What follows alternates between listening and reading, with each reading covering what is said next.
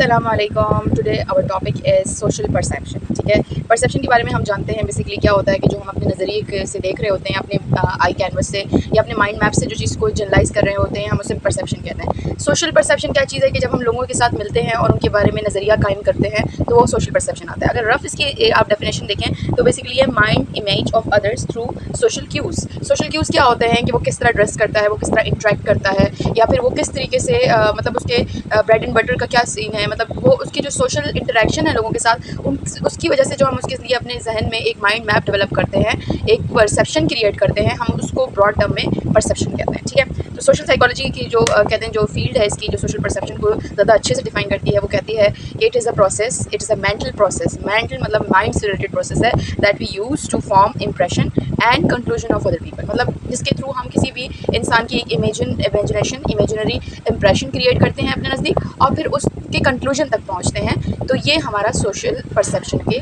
कहलाता है। The example of social perception. ठीक है, सोशल परसेप्शन हम दिन में पता नहीं कितनी दफ़ा कितने लोगों को देखकर अपने जहन में ख्याल बनाते रहते हैं कि उसके बारे में कंक्लूजन तक भी पहुंच जाते हैं। ठीक है, तो बेसिकली अगर आप देखें तो अगर हम किसी भी स्कार्फ पर्सनालिटी को देखते हैं या फुली कवर्ड को हम बोलते हैं ये बहुत अच्छा इंसान है, ये बहुत पारसा है। इसी तरीके से अगर हम जो है कोई टैटू वाले शख्स को देखें तो बोले यार कितना गंदा इंसान होगा, या मतलब ही इज़ नॉट गुड। तो हमारे एक जहन में एक काइंड ऑफ सॉर्ट ऑफ हमारे एक ख्याल आ जाता है इसके मुतालिक।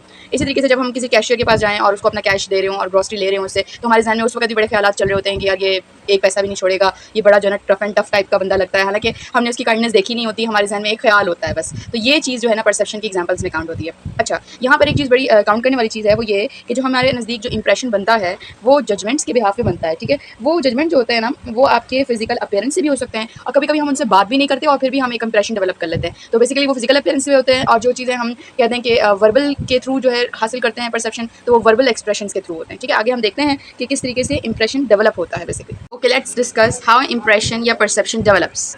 परसेप्शन डेवलप्स होता है तीन तरीकों से, या तो स्टीरियोटाइप के थ्रू, या सब्जेक्टिव प्रोसेस के थ्रू, या फिजिकल क्यूज़ के थ्रू। ठीक है, तो हम वन बाय वन करके इनको पढ़ते हैं और साथ में इनकी एग्जांपल्स भी देखते हैं। जो स्टीरियोटाइप के थ्रू होगा वो सोसाइटी बेस्ड जो एक जनरल फैक्ट्स एंड फिगर के बगैर जो सोसाइटी एक बिलीव्स रख रही होती है उस मुतालिक जो है जो भी आपके अंदर इंप्रेशन किसी के मुतालिक जो आएगा उसको हम स्टीरियोटाइप के थ्रू इंप्रेशन डेवलपमेंट कहेंगे। ठीक है, जैसे कि एक परसेप्शन है कि गर्ल्स जो हैं वो मोर सेंसिटिव होती हैं, मोर इमोशनल होती हैं देन बॉयज़ के। हालांकि बहुत सारी गर्ल्स ऐसे नहीं भी होती हैं। ठीक है, तो ये हमारी एक सोसाइटी का बिल्ट इन स्टीरियोटाइप है हमारे अंदर। ठीक है, second thing is subjective process. Subjective process क्या होते हैं? वो प्रोसेस होते हैं जो कि हम एक्सपीरियंस से गेन करते हैं, अपने पास्ट एक्सपीरियंस से हमारे अंदर वो आती है नॉलेज। ठीक है, तो ये हमारे अंदर वो इंप्रेशन बिल्ड करती है। ठीक है, it is not something object basis, it is subjective basis. जैसे कि आपका एक बस ड्राइवर के लिए आपके वालिदैन आपको या आपकी मुआशरा आपको ये सिखा रहा होता है कि ये लोग अच्छे नहीं होते, आप इनसे एहतियात करें। ठीक है, तो ये एक तरीके का सब्जेक्टिव प्रोसेस होता है। ठीक है, इस तरीके से डोमेस्टिक हेल्प के लिए जो लोग होते हैं उनके लिए भी यही एक परसेप्शन होता है। फिजिकल क्यूज़ क्या होते हैं? फिजिकल अपीयरेंस के बिहाफ पर जो आपका इंप्रेशन किसी के लिए डेवलप हो वो फिजिकल क्यूज़ होता है। जैसे कि आप कहते हैं एक सूटेड बूटेड पर्सन जो आ रहा है प्रोफेशनल लगेगा आपको, और एक लैब कोट में कोई भी आ रहा है तो वो आपको लगेगा कि इसका ताल्लुक मेडिकल से होगा, ये अच्छी पर्सनालिटी है। ठीक है, समझ में आई बात? तो ये इस तरीके से परसेप्शन या इंप्रेशन हमारे अंदर डेवलप होता है। सोशल परसेप्शन में एक थ्योरी बहुत इंपॉर्टेंट जो है कंसिडर की जाती है, वो है implicit personality theory.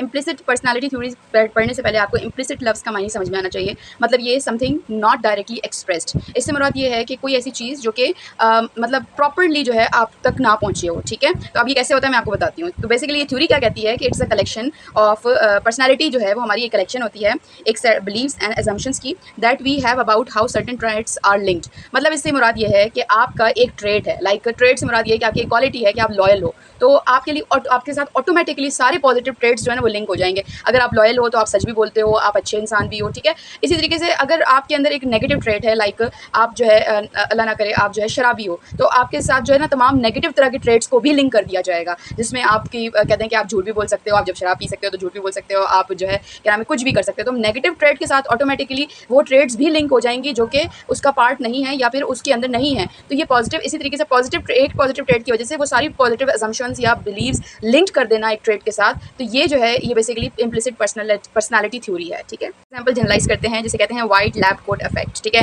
White lab coat effect से मुराद ये है कि आप अगर वाइट लैब कोट पहन के रास्ते पे चल रहे हैं या फिर आप हॉस्पिटल में बैठ जाएं, भले आप डॉक्टर हो या ना हो, आपकी वो वाइट लैब कोट की वजह से आप डॉक्टर और या मेडिकल स्टूडेंट तो लगेंगे, इसके साथ साथ आपका पेशेंट भी बड़ा सिक्योर फील करेगा आपसे बात करते हुए और वो कॉन्फिडेंट होगा कि मैं एक डॉक्टर से ही बात कर रहा हूँ। तो बेसिकली ये क्या है कि आपकी पर्सनैलिटी का जो एक फिजिकल क्यू है जिसमें आपने वाइट लैब कोट पहन लिया है तो वो आपको पॉजिटिविटी की तरफ जो है ना ट्रेड दे रहा है। और जितनी भी ज़्यादा पॉजिटिविटीज़ हैं, रिसिक्योर होना, कॉन्फिडेंट होना, ये सब चीज़ें जो हैं आपके अंदर ऑटोमेटिकली जो है वो पेशेंट के इंप्रेशन डेवलप हो जाएगा, ठीक है। इसी तरीके से अगर कोई कोवर्कर है वो बहुत हैप्पी रहता है तो उसके साथ वाले जितने भी लोग हैं वो समझेंगे ये बहुत खुश रहता है, तो जाहिर सी बात है ये जो है बहुत ज़्यादा अच्छे दिल का मालिक होगा, ये फ्रेंडली भी होगा। हालांकि वो हो ना हो, उसके साथ ऑटोमेटिकली पॉजिटिव ट्रेड्स जो हैं वो लिंक कर लिए जाते हैं, ठीक है। यानी अच्छाई के साथ अच्छाई लिंक कर ली जाती है और इसी तरीके से नेगेटिव ट्रेड्स के साथ नेगेटिव बुराइयां को भी लिंक कर लिया जाता है, हालांकि वो उसमें हो या ना हो, ठीक है। जैसे कि हर चीज़ के नुकसान और फ़ायदे होते हैं, इसी तरीके से परसेप्शन के यानी हमारे माइंड इमेज के जो हम किसी को देख के एक इंप्रेशन बिल्ड करते हैं अपने माइंड में,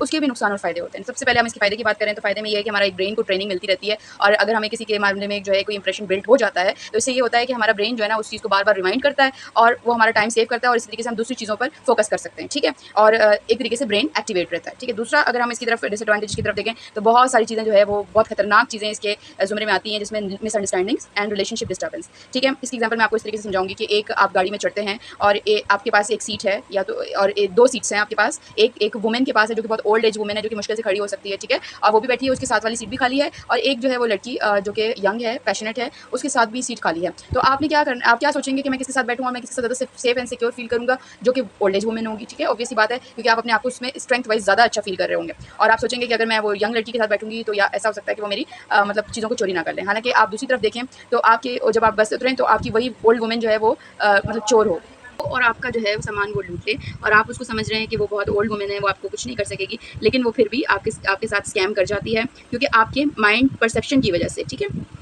परसेप्शन को स्टडी करने के लिए एक साइकोलॉजिस्ट है रोजन हैन, उसने 8 पेशेंट ऐसे लिए जो कि सीडो पेशेंट थे, मतलब फॉल्स पेशेंट के इसका मतलब ये है कि वो पेशेंट नहीं थे बल्कि पेशेंट बने हुए थे, ठीक है। और उनको एक मेंटल हॉस्पिटल में उसने एडमिट करवाया और वो पेशेंट क्या कंप्लेन उसको लिखवाई बेसिकली कि हमने जो है हम बेसिकली कोई गैबी आवाज़ें सुनते हैं, हेयरिंग वॉइसेस सुन रहे हैं, ठीक है। ये उसने कंप्लेन उन पेशेंट से कहा कि आपने जाके बोलना है कि मुझे ये कंप्लेन होती है। तो जो डॉक्टर्स वहाँ पे बैठे थे, जैसे वो तमाम मेंटल पेशेंट्स को ट्रीट करते थे, उनके असेसमेंट करते थे, उनका इंटरव्यू लेते थे, तो उसके दौरान उन्होंने वो जो सीडो पेशेंट्स थे उन्होंने अपनी तमाम चीज़ें सही सही बताई, अपना लाइफ एक्सपीरियंस, अपना बैकग्राउंड, तमाम चीज़ें सही बताई। सिर्फ उन्होंने क्या गलत बात बताई थी, अपना नाम, क्योंकि वो सीडो पेशेंट थे, और क्या गलत बताया कि अपनी कंप्लेन जो कि हियरिंग ऑफ वॉइस थी। रोजन हैन ने, जैसे ही आपको पता है कि अपने सीडो पेशेंट्स को एंट्री भी दिलवा दी मेंटल असाइलम में, वो लोगों ने ये डॉक्टर से साइकेट्रिस्ट से बोल के इंटरव्यू हो गए, एडमिट भी हो गए कि उनको हेयरिंग ऑफ वॉइसेस भी आती है। कुछ अर्से बाद उन्होंने, जब वो साइकेट्रिक वार्ड में थे, तो उन्होंने ये बात कहने लगे वो पेशेंट्स के जो है ना, हमें अब वॉइसेस नहीं आ रही और हम अब नॉर्मल हो चुके हैं। और आफ्टर ऑब्जर्वेशन और डिफरेंट प्रोसीजर के तहत उनको ये चीज़ डायग्नोज कर दी गई कि शिज़ोफ्रेनिया था इनको, जो कि अब ठीक हो गया। ये थी एक हेल्थ केयर जो प्रोवाइडर्स थे उस वक्त, उनकी एक ऑब्जर्वेशन कि हाँ जो बंदा आ रहा है, क्योंकि वो हर वक्त एक ही पेशेंट देखते थे जो उन तक आता था जो कि मेंटली तौर पर इल होता था।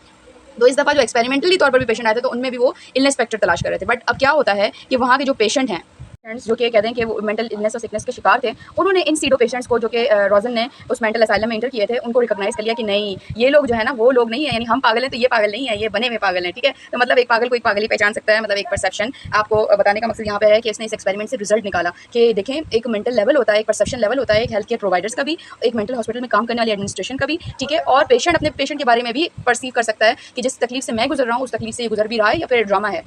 ने जो है मेंटल असाइलम की या मेंटल हॉस्पिटल्स की एडमिनिस्ट्रेशन को चैलेंज करते हुए ये कहा कि आपको मैं चैलेंज देता हूँ कि आपका जो माइंडसेट और परसेप्शन बना हुआ है हर पेशेंट के मुताबिक कि वो मेंटली होगा, तो मैं 3 महीने तक कोई ना कोई सीडो पेशेंट्स भेजता रहूँगा, ठीक है। मतलब कि 3 महीने तक मैं कोई ना कोई पेशेंट ऐसा भेजता रहूँगा जो कि मेंटली तौर पर इल नहीं होगा। आपने उस चीज़ को डायग्नोज करना है और आइडेंटिफाई करना है। उन्होंने इस अरसे में 3 मंथ्स के पीरियड में 193 पेशेंट्स देखे, ठीक है। उस वक्त के जो साइकेट्रिस्ट थे उन्होंने 193 पेशेंट्स देखे और 41 जो है कि पेशेंट को उन्होंने मेंटली सीडो पेशेंट्स जो है वो कहा, यानी ये कि ये मेंटली तौर पे इल नहीं थे, ये रोजन हैन की तरफ से भेजे हुए पेशेंट्स थे जो हमारा टेस्ट ले रहे थे या हमारा एक कहते हैं कि हम चैलेंज ले रहे थे। हालांकि रोजन ने उस दौरानी में कोई भी पेशेंट ने जो था, रोजन हैन ने उस वक्त जो कोई भी पेशेंट था वो नहीं भेजा था, एक भी पेशेंट इस 3 महीने की पीरियड में नहीं भेजा था। तो ये थी बेसिकली सोशल परसेप्शनल बायसनेस, ठीक है, कि आप कह सकते हो कि staff members were facing social perception bias, कि सोशली तौर पर जो बंदा जो है मेंटल असाइलम की तरफ आ रहा है वो मेंटली तौर पे इल ही हो सकता है, मेंटली तौर पे सिक हो सकता है वो आपकी आजमाइश के लिए भी आ रहा हो, ठीक है, लेकिन आप परसेप्शन बना हुआ है ना एक, उसकी वजह से आप उसको उसी जुमरे में देख रहे होते हो।